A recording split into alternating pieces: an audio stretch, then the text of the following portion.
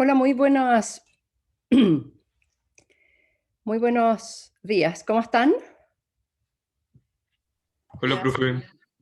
Espero que hayan leído el caso Gapchikovo que vamos a analizar hoy día.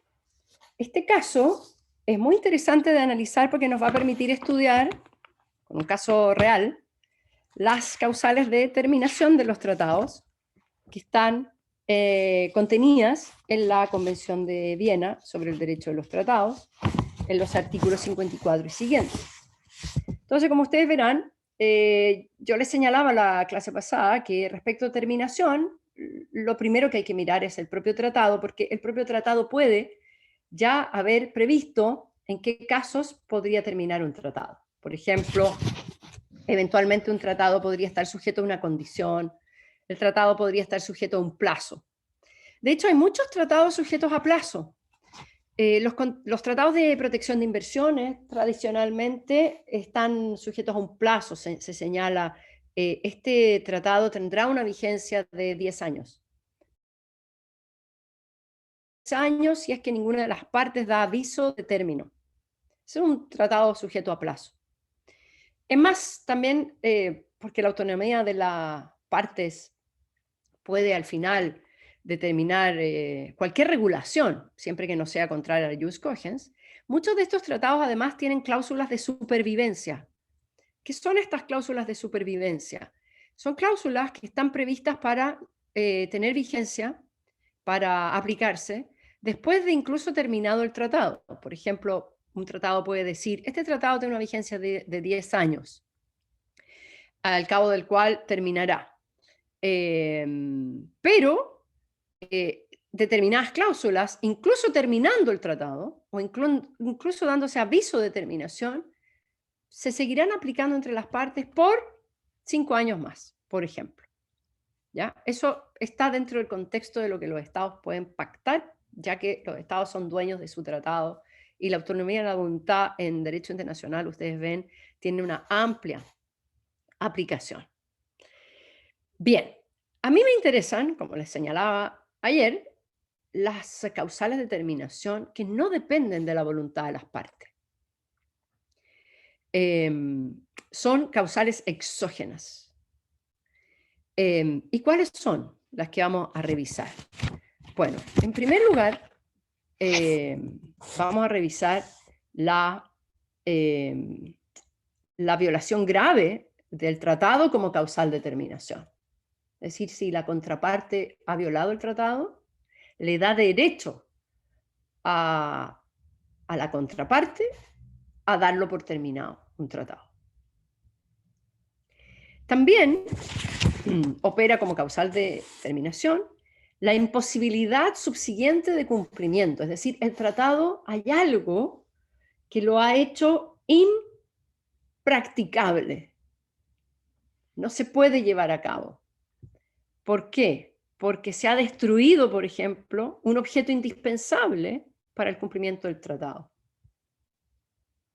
En el caso, ¿se acuerdan? Hipotético de que el Reino Unido pactara con Grecia devolverle los frisos del Partenón, supongamos que ese tratado se suscribe y que el Reino Unido tiene un plazo para entregarlos, devolverlos, y supongamos que entre medio ocurre un terremoto en el Reino Unido. En general no hay terremotos en el Reino Unido, pero el mundo está tan raro, supongamos que hubiera un terremoto en el Reino Unido y se cae todo el British Museum y se destruyen todas las obras. Obviamente que ese tratado se ha hecho imposible de cumplir por un hecho ajeno a las partes. Entonces es una causal de terminación. No vamos a seguir exigiéndole al Reino Unido que devuelva los frisos del Partenón que ahora ya no existen. Tercera causal exógena, y es una causal muy interesante porque en el fondo es la manera en que el derecho internacional reconoce,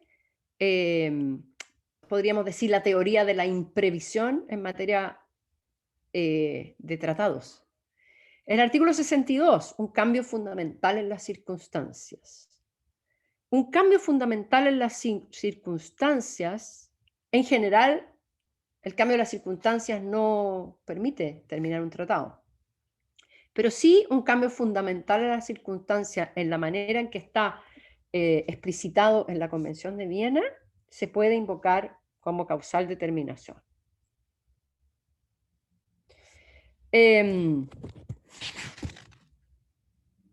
Y bueno, el artículo 64 que mencionamos ayer, que sería el jus cogens sobreviniente.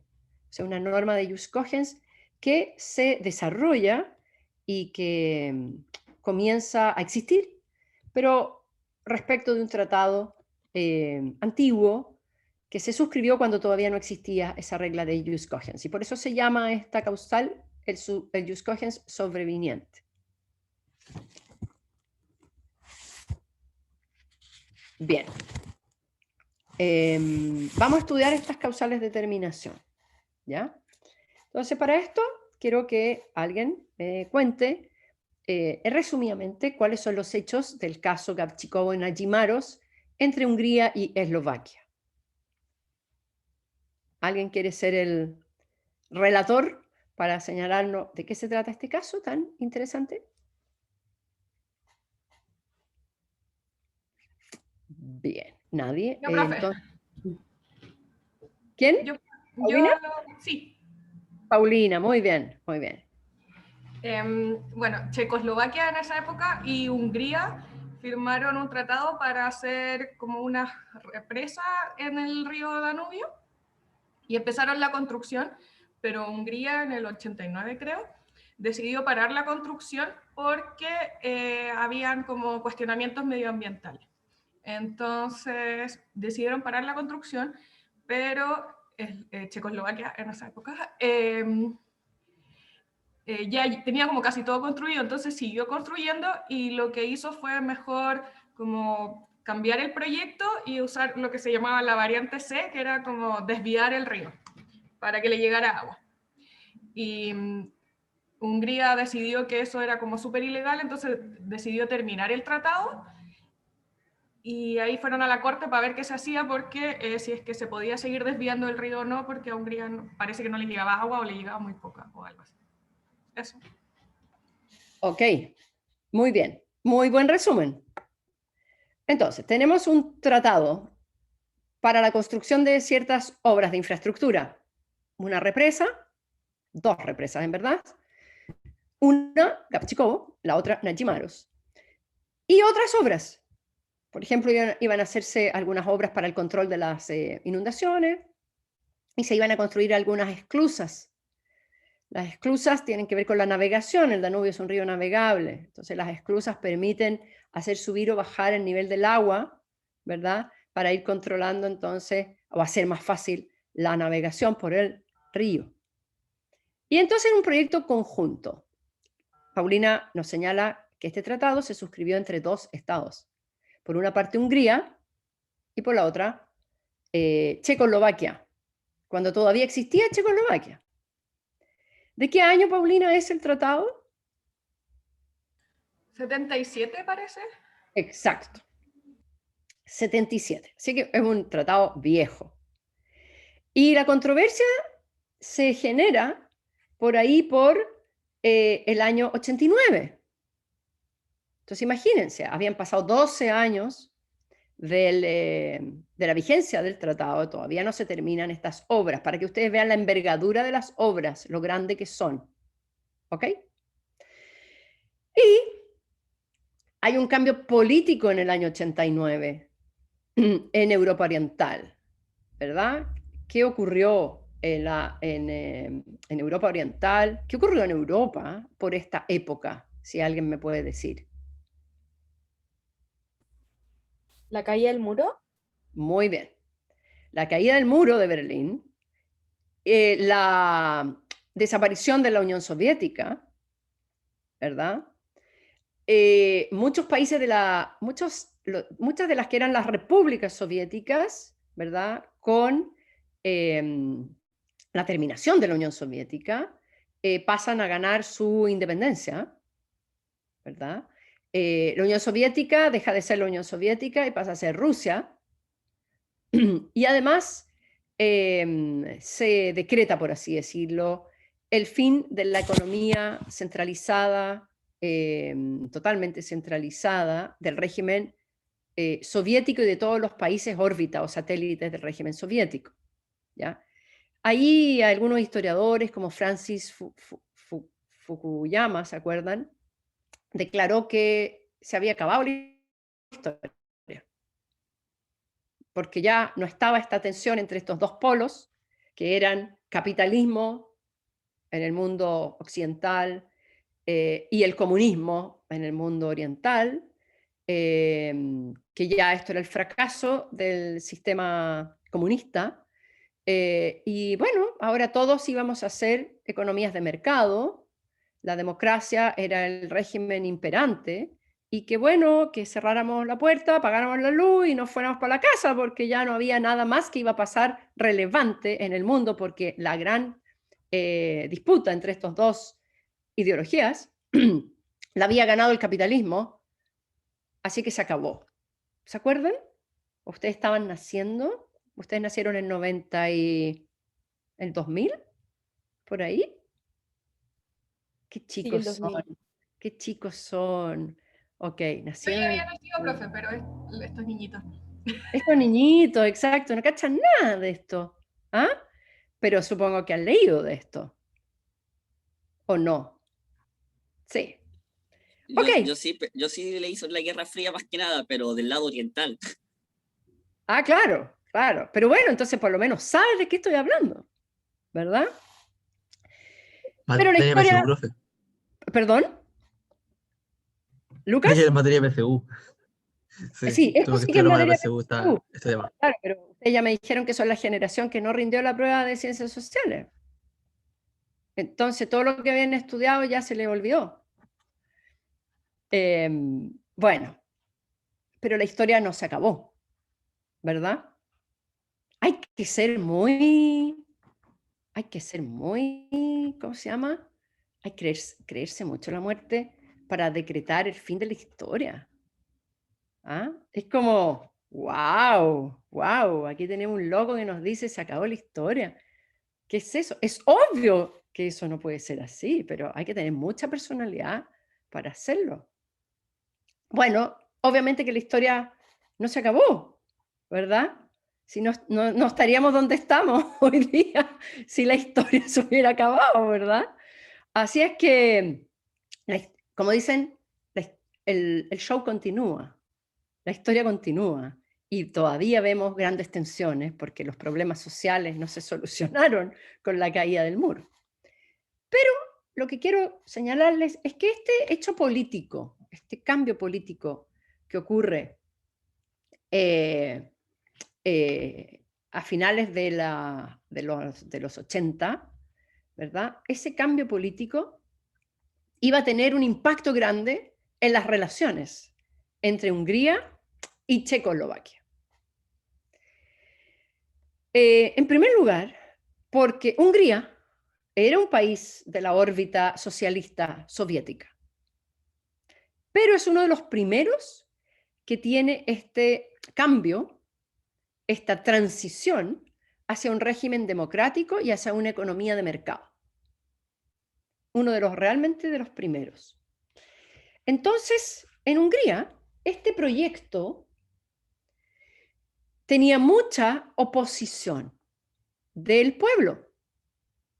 Pero claro, antes el pueblo, esta noción de pueblo, estaba de alguna manera, no podía ser una crítica abierta, primero porque no era un régimen democrático, porque había el sistema de partido único, me imagino, y porque no había libertad de expresión, etc. Entonces, cuando el muro cae y Hungría transita hacia estas reformas políticas, obviamente que surge toda esta crítica. Ya se puede hacer la voz de los que critican este proyecto, se hace escuchar. Y es más, Hungría es de los primeros que tiene elecciones libres. Y por lo tanto, en esas elecciones, este tema de la represa forma parte de la elección. Porque hay mucha preocupación de los grupos medioambientalistas. Y la campaña entonces hace suyo este tema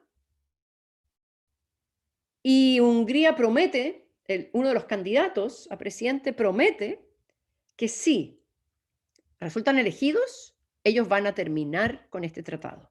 Así que el tema del Tratado del 77 se convirtió en un tema de campaña. ¿Y cuál era la crítica? Si alguien me puede decir, ¿cuál es la crítica al proyecto Gabčíkovo-Nagymaros? Le voy a preguntar a Nicolás Barkos, porque me tinca que ese apellido es húngaro, ¿o no? ¿Nicolás? No, profe, no, es griego. Es griego. No puede leer el texto ahí Entonces el no profe. contestes nada, no contestes nada. No. No, Disculpe. ya, Nicolás, era una broma. No se preocupe. Ya. Cuéntanos, ¿cuál era Es la que crítica al proyecto? No puede leer el texto ayer, que ayer tenía un trabajo. Entonces estuve todo el día metido en eso. Lo siento. Pucha, qué mal. Es que tu apellido era perfecto para que yo te preguntara hoy día. Bueno. Ok, Paula Cerón. Paula, ¿estás por ahí? Sí, profe, sí estoy. Cuéntanos, ¿cuál es la crítica del proyecto? Bueno, de lo que me acuerdo que leí es que el proyecto involucraba un problema medioambiental por el tema del uso de las aguas, esto que se desviaba y que también podía traer problemas al suelo, al medio ambiente y a todo lo que involucrara eso. Ya, ok, muy bien. Entonces, este proyecto tiene que ver con agua.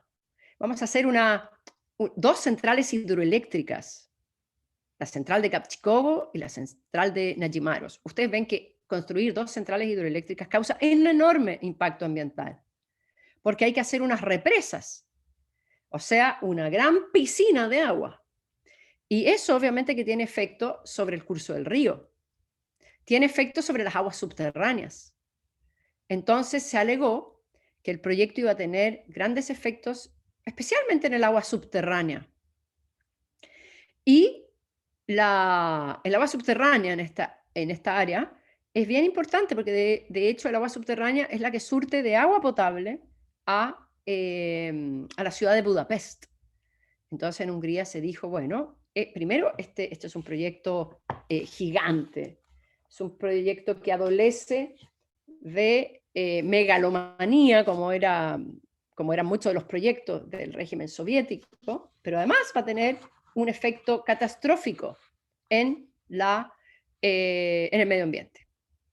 Y nos vamos a morir todos. O sea, realmente era muy catastrófica lo que decían, ¿no? Que se iba a acabar el agua, o se iba a envenenar el agua, y se iban a morir todos los habitantes de la ciudad de Budapest. Esto no podía ser.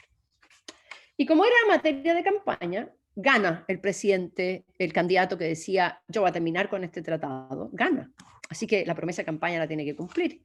Y por eso Hungría suspende la aplicación del tratado. Deja de construir la represa que le tocaba construir en su lado de la frontera, porque había una represa en el lado húngaro y había una represa en el lado de Checoslovaquia, ¿ya? Entonces Hungría dice, lo siento mucho, no voy a cumplir más. Ahora, la Convención de Viena tiene unas reglas sobre suspensión de tratados, ¿ya? El artículo 59 de la Convención de Viena dice que se puede suspender un tratado en determinados casos. Entonces dice, el 60 dice, no, el 59, son varios, la verdad. Lo que dice el 57 es, la aplicación de un tratado podrá suspenderse con respecto a todas las partes o una parte determinada del tratado, conforme a las disposiciones del tratado. Y este tratado no tenía ninguna disposición sobre suspensión. Y B, en cualquier momento, pero por consentimiento de todas las partes, previa consulta con los demás estados contratantes. Entonces, no estamos en una de las situaciones de suspensión que prevé la propia Convención de Viena. Entonces parece que esta suspensión fue, bueno, fue unilateral, inconsulta, y llegaron los húngaros y suspendieron el tratado. Así que dejaron de construir la represa que les correspondía. Bien. Cuéntenme ahora, bueno, y las razones que dio ya las sabemos. La catástrofe posible ambiental, esto era una promesa campaña, etc. Bien, ¿qué pasó ahora con Checoslovaquia? ¿Alguien me puede contar cuál es la historia del lado de Checoslovaquia?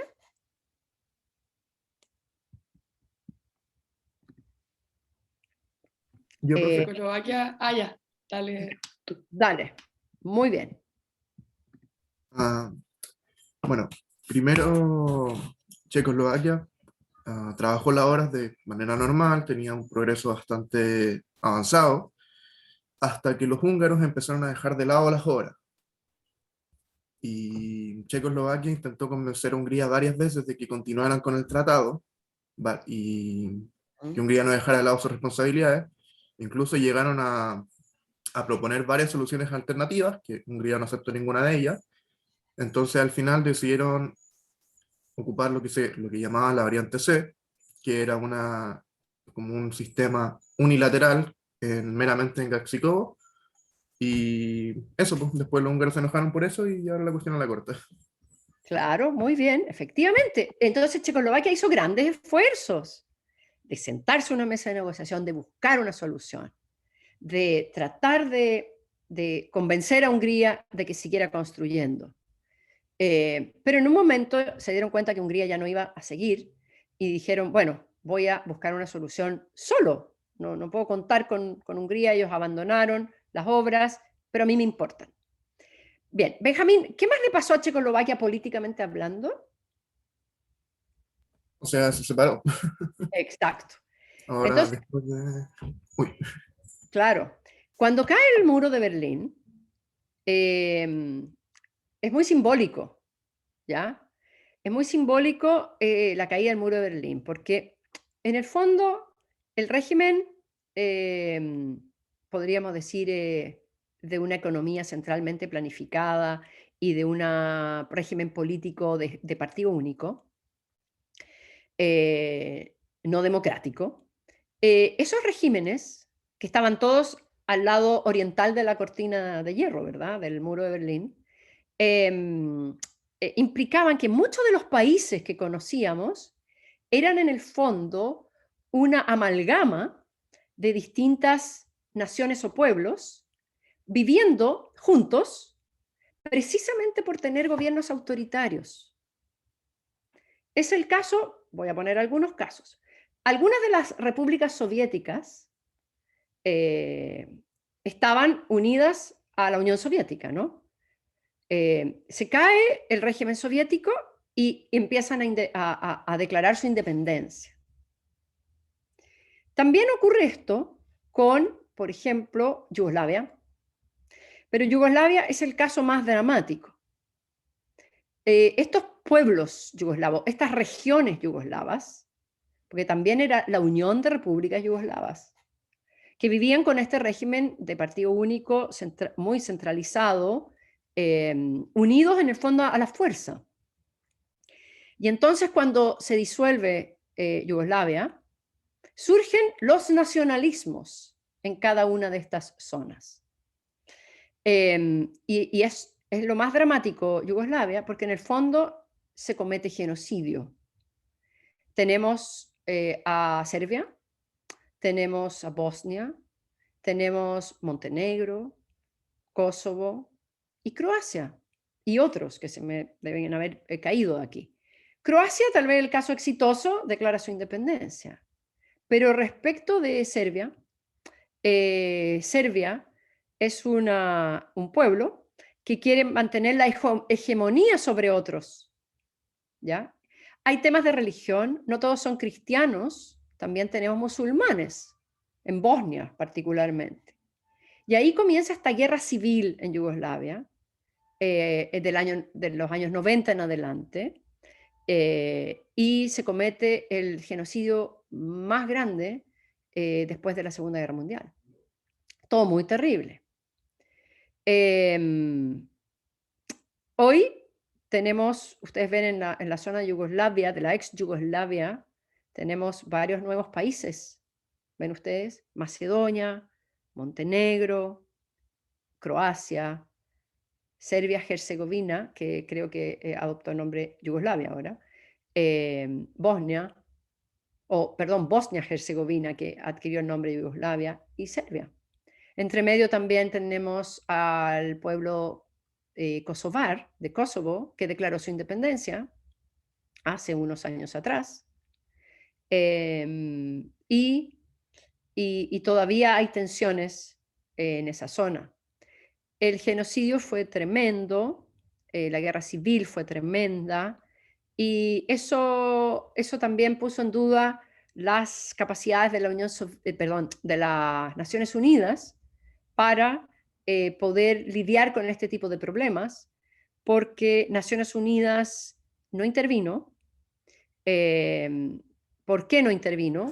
Porque el Consejo de Seguridad tiene este veto de las 5 grandes potencias, y obviamente que Rusia no estuvo de acuerdo con intervenir en Yugoslavia.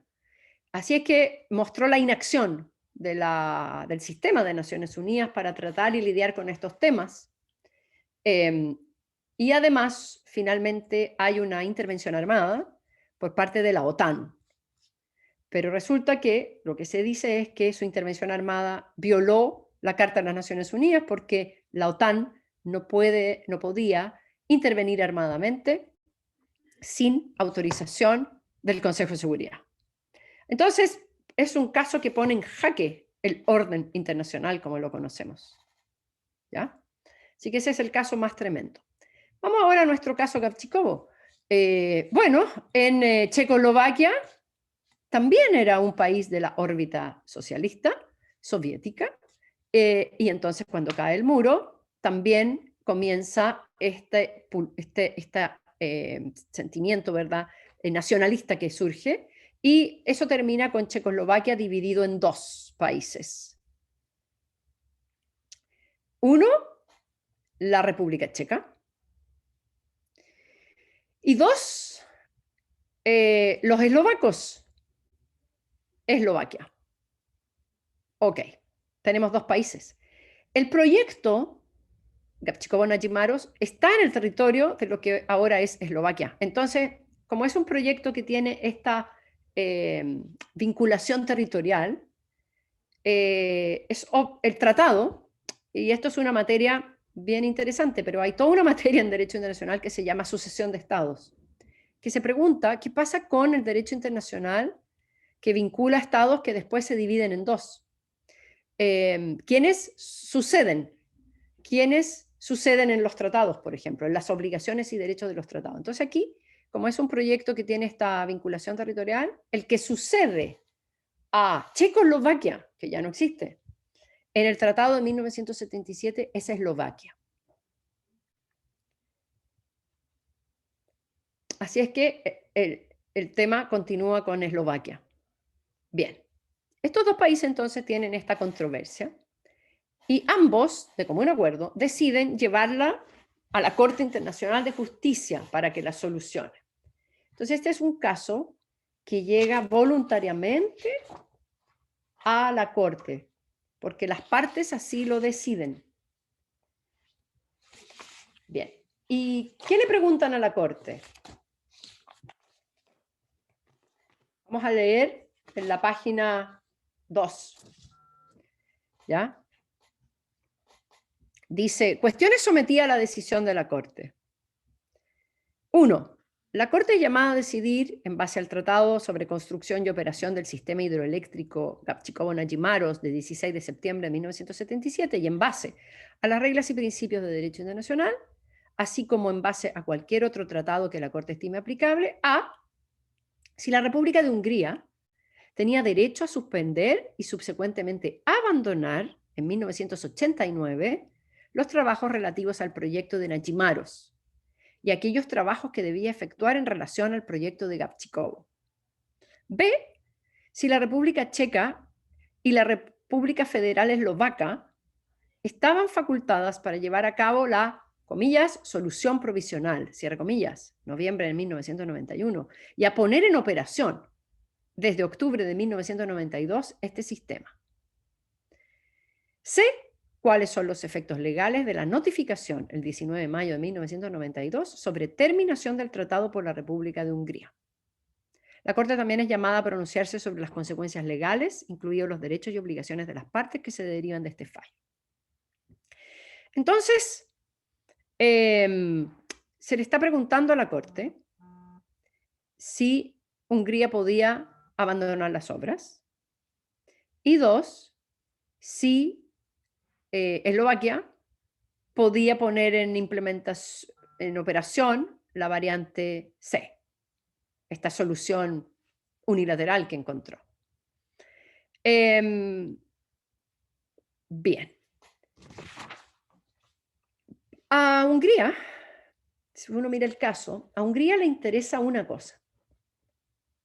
¿Qué es lo que quiere Hungría obtener de la Corte? ¿Qué quiere que la Corte declare realmente? Acuérdense la campaña del presidente húngaro. ¿Salirse del tratado?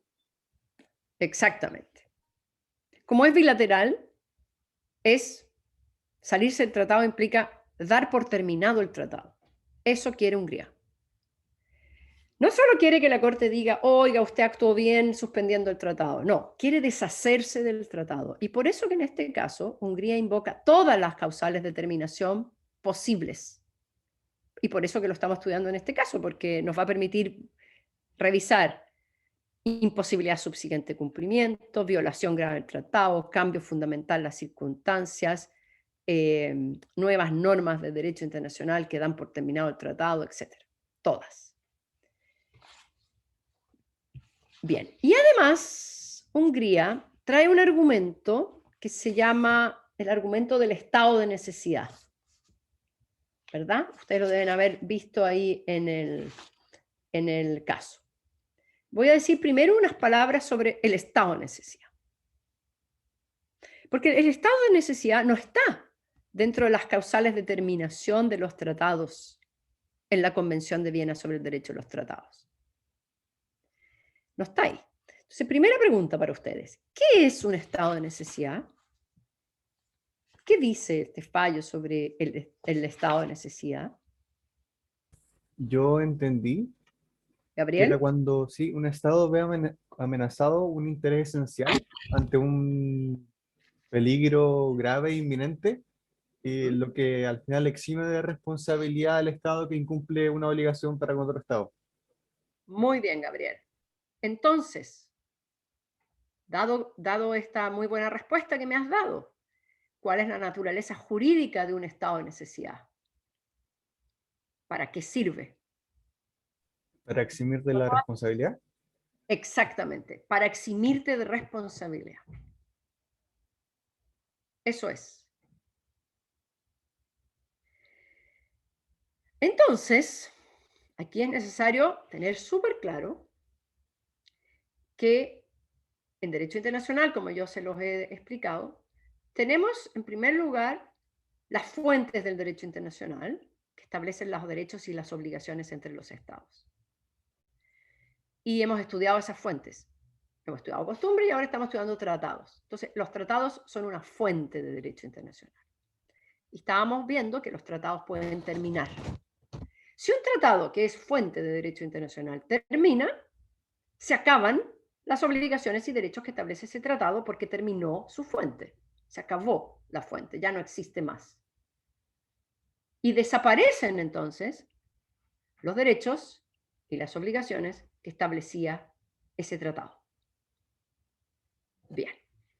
Pero yo también les expliqué que otro pilar importante de un sistema jurídico y particularmente el sistema internacional es el tema de la responsabilidad. El tema de la responsabilidad intenta responder a la pregunta, ¿qué pasa cuando se viola el derecho internacional? ¿Qué pasa cuando se violan las fuentes del derecho internacional? O sea, un tratado decía, el Reino Unido le devolverá los frisos del Partenón a Grecia y el Reino Unido no cumple. Perfecto, ahí vienen las reglas de responsabilidad porque nos van a permitir responder la pregunta de ¿y cuáles son las consecuencias de que el Reino Unido no quiera cumplir? Ok. Pero como ustedes ven, estamos en temas distintos. Uno es fuentes, los tratados. Otro es las consecuencias del incumplimiento, reglas de responsabilidad. Y el estado de necesidad funciona con las reglas de responsabilidad. Las reglas de responsabilidad asumen que tenemos una fuente del derecho aplicable, porque las obligaciones y los derechos están vigentes. Entonces, cuando yo intento excusar mi responsabilidad, asumo que la fuente de esa obligación está vigente. Por ejemplo, si yo celebro un contrato que dice que yo vendo mi auto y me obligo a entregar mi auto a cambio de que el otro, mi contraparte, me entregue el precio de mi auto. Entonces yo recibo el precio, tengo derecho a la recepción del precio, al pago del precio, y la contraparte tiene el derecho a la entrega del auto. Supongamos que me pagan el precio y yo no entrego el auto. Yo estoy en un incumplimiento. Pero el contrato está vigente. ¿Qué puede hacer mi contraparte? Me va a exigir el pago. O sea, me va a exigir el pago de lo mío, ¿no? El pago de lo mío es entregar el auto. Me va a exigir la entrega. Y yo, si ya no puedo cumplir, tendré que indemnizarlo, ¿verdad? Pero también me puedo defender. Si me demanda, puedo ir al tribunal y tratar de defenderme. Entonces, supongamos que el auto no lo puedo entregar porque le cayó una piedra gigante y se destruyó. O sea, a lo mejor puedo decir, hay caso fortuito. No puedo cumplir porque hay un caso fortuito. ¿Ok? Entonces ahí tengo una defensa. Habrá que ver qué pasa con el pobre señor que pagó su plata y cómo nos arreglamos, pero eso es una defensa. Pero va parte de la base de que el contrato está vigente, está válido, existe. Bien, el estado de necesidad opera en esa área, es una defensa de responsabilidad y como muy bien lo ha resumido Gabriel, opera cuando hay un interés esencial del Estado que es necesario salvaguardar. La única manera de salvaguardar ese interés esencial es, en este caso sería incumplir el tratado, ¿verdad? Y cuando hay un interés esencial, y tiene que existir un peligro inminente de afectación de ese interés esencial. Entonces Hungría invoca el estado de necesidad. Y la Corte lo primero que hace es revisar el estado de necesidad y con mucha certeza la Corte señala, bueno, cuáles son los requisitos, pero además dice, bueno, pero claramente el estado de necesidad es una defensa, es una justificación para el incumplimiento que opera en el área de la responsabilidad. ¿Ya? Y se lo rechaza, ¿verdad? Se lo rechaza, le dice, mire, si bien es verdad que el proyecto tiene algunos problemas respecto al medio ambiente, yo no veo que exista aquí de que el incumplimiento del tratado, el abandonar las obras, sea el único medio para salvaguardar ese interés. ¿Ya? Les voy a leer algunos párrafos. Les voy a leer el párrafo 53. Dice, no es difícil para la Corte reconocer que las preocupaciones expresadas por Hungría en torno al medio ambiente natural en la región afectada por el proyecto Kapchiko-Bonagimaros se relacionan con un interés esencial de ese Estado. ¿Ya? La Corte reitera que recientemente ya ha tenido ocasión de enfatizar la gran importancia que le otorga al respeto por el medio ambiente. ¿Ya? Define lo que es medio ambiente, etc.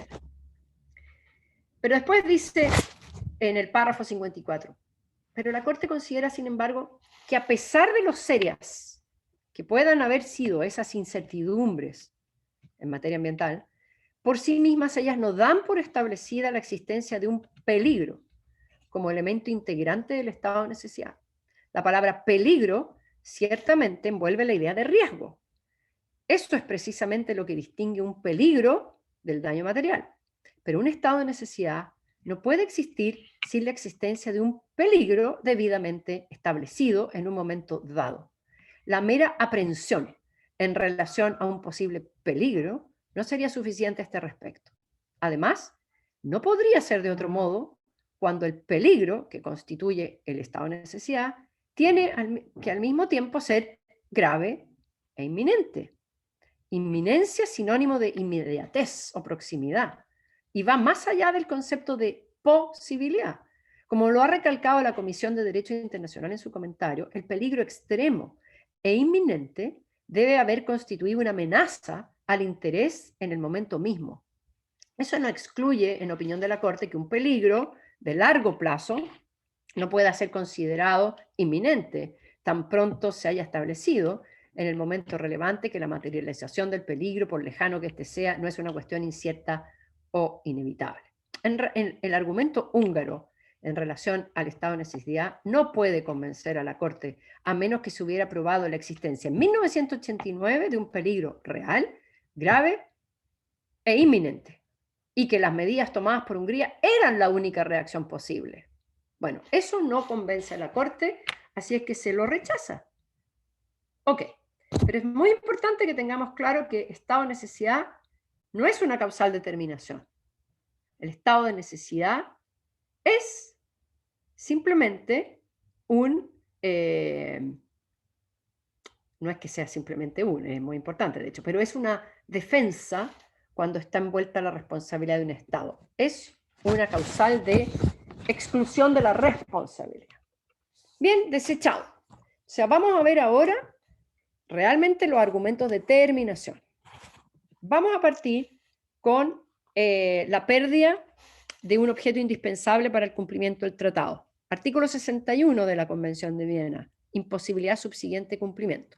Lo voy a leer.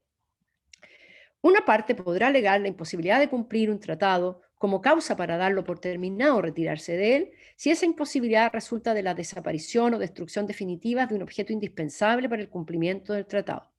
Si la imposibilidad es temporal, podrá alegarse únicamente como causa para suspender la aplicación del tratado. Bien. Y dos. La imposibilidad de cumplimiento no podrá alegarse por una de las partes como causa para dar por terminado un tratado, retirarse de él o suspender su aplicación si resulta de una violación por la parte que la alegue de una obligación nacida del tratado o de toda otra obligación internacional con respecto a cualquier otra parte en el tratado. Bien, ¿cuál es el argumento húngaro para invocar esta causal?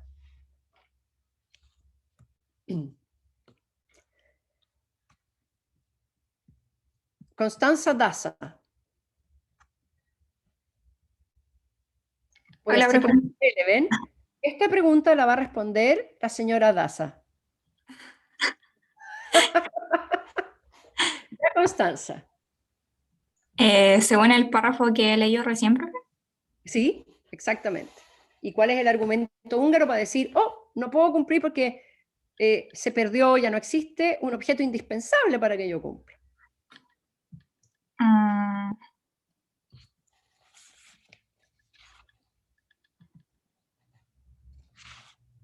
Perdón, profe, no doy mucha atención. Ah, ya. Bien. La señora Daza está muy cansada porque ha tenido mucho trabajo últimamente, así que la vamos a disculpar. ¿Quién más? ¿Quién quiere responder? Profesora, yo puedo, pero Ok, Benjamín, dale. justamente porque, o sea, entendí, pero no lo entendí, que es que se ¿Ya? perdió se perdió el objeto esencial del tratado, que era una inversión económica conjunta que fuera consistente con la protección del medio ambiente y que fuera operada por ambas partes conjuntamente. Claro. Bien, ese es el argumento, exactamente. Ahora, es bien alambicado como lo pone la Hungría. Realmente es difícil de entender, así que no es tu culpa. Lo que está diciendo Hungría en el fondo es, mire, Este tratado tenía un objeto, que era realizar estas obras para producir energía hidroeléctrica, y era un proyecto conjunto, era un joint venture. Y además nos íbamos a repartir el producto de esta obra entre ambos. Y resulta que ahora sabemos que Eslovaquia siguió por su cuenta, ya no le importa la represa de Najimaro, siguió con la otra represa nomás, hizo unas obras, hizo la variante C, y esa represa está en, perdón, y esa central hidroeléctrica está en su territorio, y la verdad es que ahora Eslovaquia, que hizo esto, siguió sola, y realizó muchas cosas sola, y ahora dice que la energía es solo de ella. Entonces yo opino, yo soy Hungría, opino que ya se perdió el objeto del tratado. Entonces ya perdió su objeto, el objeto era repartirnos los beneficios en esta gestión conjunta de las obras, en esta administración conjunta, y ya no se puede. Así es que se perdió un objeto indispensable. Pero en el fondo, está confundiendo Hungría aquí el objeto del tratado con lo que dice el artículo, que dice se destruyó un objeto indispensable para poder cumplir. En el fondo, este artículo se refiere al típico caso ridículo que yo les he puesto, de que el Reino Unido tiene que devolver los frisos del Partenón, vino un terremoto, se destruyeron. Se destruyó la cosa que yo tengo que entregar. ¿Ya? No es el caso en el caso Gavchikovo, ¿ya? Pero finalmente, además, la Corte se lo rechaza, le rechaza este argumento a Hungría, porque además dice que aun si uno pensara que el objeto jurídico, la relación jurídica contractual, podríamos decir, de cómo administrar la represa, era un objeto indispensable, además de eso dice, bueno, pero es que además no se cumple el número 2, porque aun si acepto que se perdió un objeto indispensable, resulta que eso fue por culpa de el propio Hungría.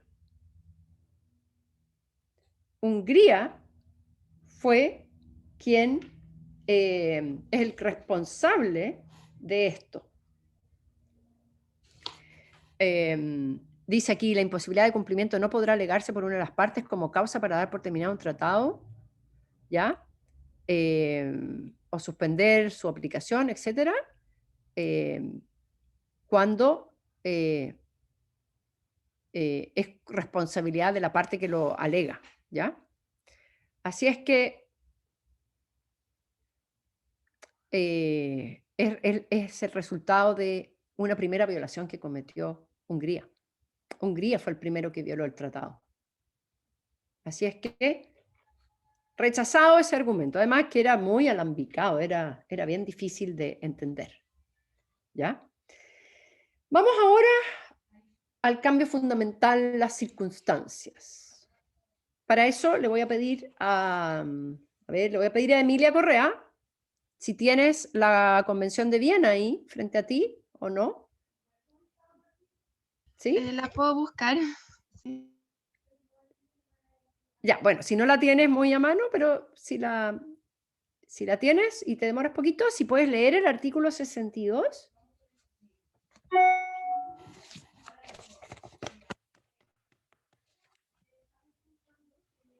Yo la tengo si no, profe. ¿Perdón? Yo la tengo si no. Súper, ya. De ahí, Emilia, te hago un par de preguntas. Búscala igual para hacerte unas preguntas en ese sentido, y por mientras la Gracia la lee. Perfecto, Gracia. Dale. Ya. Cambio fundamental en las circunstancias. 1. Un cambio fundamental en las circunstancias ocurrido con respecto a las existentes en el momento de la celebración de un tratado y que no fue previsto por las partes, no podrá alegarse como causa para dar por terminado el tratado o retirarse de él, a menos que a. La existencia de esas circunstancias constituyera una base esencial del consentimiento de las partes en obligarse por el tratado, y b. Ese cambio tenga por efecto modificar radicalmente el alcance de las obligaciones que todavía deban cumplirse en virtud del tratado. ¿Leo el número 2? ¿Sí? 2. un cambio fundamental en las circunstancias no podrá alegarse como causa para dar por terminado un tratado o retirarse de él. A. Si el tratado establece una frontera. O B. Si el cambio fundamental resulta de una violación por la parte que lo alega, de una obligación nacida del tratado o de toda otra obligación internacional con respecto a cualquier otra parte en el tratado. Y 3. Cuando, con arreglo a lo dispuesto en los párrafos precedentes, una de las partes puede alegar un cambio fundamental en las circunstancias como causa para dar por terminado un tratado o para retirarse de él, podrá también alegar ese cambio como causa para suspender la aplicación del tratado. Bien. Entonces, el cambio fundamental de las circunstancias es difícil de establecer. Se tienen que cumplir requisitos que son bien exigentes.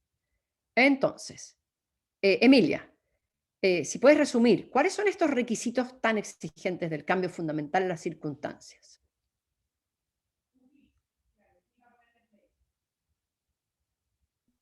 A ver, que sale que no se puede si es que el tratado establece una frontera y si es que el cambio es porque alguien violó el tratado, porque eso sería como contradictorio. Claro, pero antes de pasar a las restricciones, esas son como casos en que no voy a poder invocarlo. La pregunta es, ¿de qué circunstancias estamos hablando? Estamos hablando, por ejemplo, de que hoy día firmamos un tratado y estaba lloviendo. Ya estaba lloviendo y ahora cambió porque ahora salió el sol, así que voy a terminar el tratado. Yo entendí que por las circunstancias que influyeron en el consentimiento. Exactamente. Entonces, primero tienen que ser circunstancias que se tuvieron en vista por las partes cuando otorgaron el consentimiento y eran una base esencial de su consentimiento. Entonces, no es cualquier circunstancia. Circunstancias que constituyeron una base esencial del consentimiento. Perfecto. Por lo tanto, son circunstancias que tenían a la vista, o sea, presentes, cuando ratificaron el tratado, cuando manifestaron el consentimiento, y eran importantes. Y dos, esas circunstancias cambian, ¿verdad? Pero ese cambio tiene que significar algo. ¿Qué tiene que significar ese cambio?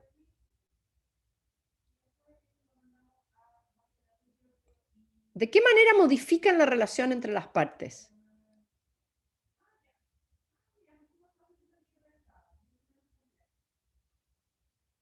Está ahí en el número 1, letra B, Emilia. Sí, que cambian las obligaciones que todavía deben cumplirse en virtud del tratado. Claro, dice, modifica radicalmente el alcance de las obligaciones que todavía están por cumplirse. ¿Qué significará eso? Quiere decir que si yo me había obligado a A, resulta que porque estas circunstancias cambiaron, ese A al que yo me obligué es más amplio de lo que yo pensé originalmente, es más gravoso, es más pesado. Por ejemplo, yo me había obligado a construir una pirámide, ¿ya? Pero pensé que, yo cuando me obligué a construir una pirámide, fíjate tú, que tenía esclavos. Entonces era re fácil porque mandaba a los esclavos, se morían los esclavos, me da lo mismo porque eran esclavos, y tenía hordas de esclavos. Vino un cambio fundamental en la circunstancia porque fíjate tú que se acabó la esclavitud, ahora estos gallos les tengo que pagar un sueldo. Me están pidiendo ahí, ¿cuánto me están pidiendo el sueldo básico? Me están pidiendo 500 lucas de sueldo. En verdad, ahora no puedo. Ahora no puedo porque antes me salían gratis. ¿Ya? Si se morían los reemplazaba por otros. Si me quedaba sin nadie, iba, invadía otro estado, me traía unos esclavos. Bueno, cambiaron las circunstancias, parece. Ahora es muy gravoso construir la pirámide. ¿Me entienden? Porque ahora tendría yo que pagar por construir la pirámide, fíjense, por lo menos sueldos para construir la pirámide. Antes solamente pagaba la materia prima. Bien, un cambio fundamental en las circunstancias. ¿Ven ustedes? Es más gravoso ahora cumplir. Bien. Entonces imagínense Hungría, ¿qué argumento va a ser para decir que hay un cambio fundamental en la circunstancia? Antes de leer aquí los párrafos. Si yo soy Hungría, voy a decir, bueno, mire, yo pensaba que aquí teníamos que construir 2 represas, pero pensaba que todo iba a ir bien. Pero hay un cambio fundamental en la circunstancia porque porque en esa época no había democracia. Pero es que ahora hay mucha crítica al proyecto. Se nos ocurrió tener libertad de expresión, fíjense. Y se nos ocurrió ahora tener diarios y periodistas. Y además se me ocurrió ponerlo en mi plan de gobierno y les dije a todos los que votaran por mí que yo iba a terminar ese tratado, ¿ya? Entonces, las circunstancias políticas cambiaron. Hoy día cumplir el tratado me es muy gravoso porque va a afectarme políticamente. ¿Ya? Ese es un argumento. 2, bueno, y además está el tema de que, pero no sé si lo mencionó como cambio fundamental de circunstancia,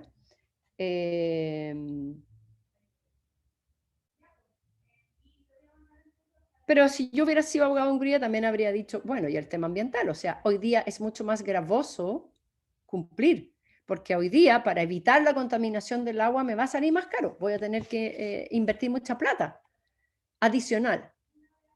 Ya. Eso podrían haber sido los argumentos de Hungría. Bien, vamos con el argumento primero de los cambios políticos. Efectivamente, ese argumento fue invocado por Hungría. ¿Y qué le dijo la Corte?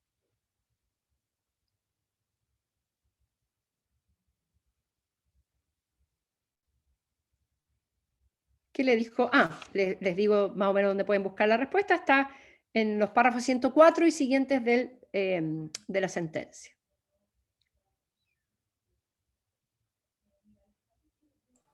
Dice Paulina. que los cambios en las circunstancias no afectan las obligaciones. O sea, los cambios que ocurrieron no afectaban las obligaciones. Ya, ok. Voy a leerles. O si tú misma, ¿tú tienes el caso ahí frente a ti, Paulina? Sí, muy bien. Entonces, ¿puedes leer el párrafo 104? ¿Completo? ¿Completo, sí? O los 2 primeros párrafos. Donde dice, adicionalmente, Hungría alegó que estaba facultada para invocar varios eventos que, acumulados, habrían constituido un cambio fundamental en las circunstancias. A este respecto, ella describió cambios profundos de naturaleza política, la viabilidad económica decreciente del proyecto, el progreso del conocimiento medioambiental y el desarrollo de nuevas normas y prescripciones de derecho internacional medioambiental. La situación política existente fue ciertamente relevante para la conclusión del Tratado de 1977, pero la Corte recordará que el tratado se refiere a un programa de inversión conjunta para la producción de energía, el control de las inundaciones y el mejoramiento de la navegación en el Danubio. En opinión de la Corte, las condiciones políticas existentes entonces no estaban tan ligadas al proyecto y fin del tratado que ellas consistieran en las bases esenciales del consentimiento de las partes, y que su cambio alterara radicalmente el ámbito de las obligaciones que todavía quedaran por cumplirse. Lo mismo aplica al sistema económico imperante al tiempo de la conclusión del Tratado de 1977. Además, a pesar de que los beneficios económicos estimados del proyecto pudieran parecer menores en 1992 que en 1977, no resulta de la evidencia que maneja la Corte que ellos vayan a disminuir de tal forma que las obligaciones contractuales de las partes se tuvieran que transformar radicalmente. Exacto. Y en lo ambiental, dice, la Corte no considera que se pueda decir que los nuevos desarrollos en el estado del conocimiento medioambiental y del derecho ambiental fueran completamente imprevistos. Es más, la formulación de los artículos 15, 19 y 20, que estaban diseñados para acomodar los cambios, permitió a las partes el tomar en cuenta esos desarrollos y el aplicarlos al implementar las disposiciones del tratado. Y entonces, en base a todo esto, en opinión de la Corte, las circunstancias modificadas que menciona Hungría no son de tal naturaleza que su efecto individual o colectivo sea el de transformar radicalmente el alcance de las obligaciones que todavía deban por cumplirse, para llevar a cabo el proyecto. Así es que lo rechazó también. Se rechazó el tema de la invocación de las circunstancias políticas, las circunstancias económicas y también lo medioambiental. Dijo, la verdad es que lo medioambiental sí se podría haber acomodado dentro del propio articulado de este tratado. ¿Ya? Así que fuera el cambio fundamental. Para terminar, antes que me voten, ¿ya?, de la internet. Como bien decía Emilia, hay algunos tratados donde no se puede invocar el cambio fundamental a circunstancia. Emilia, ¿cuáles son esos tratados?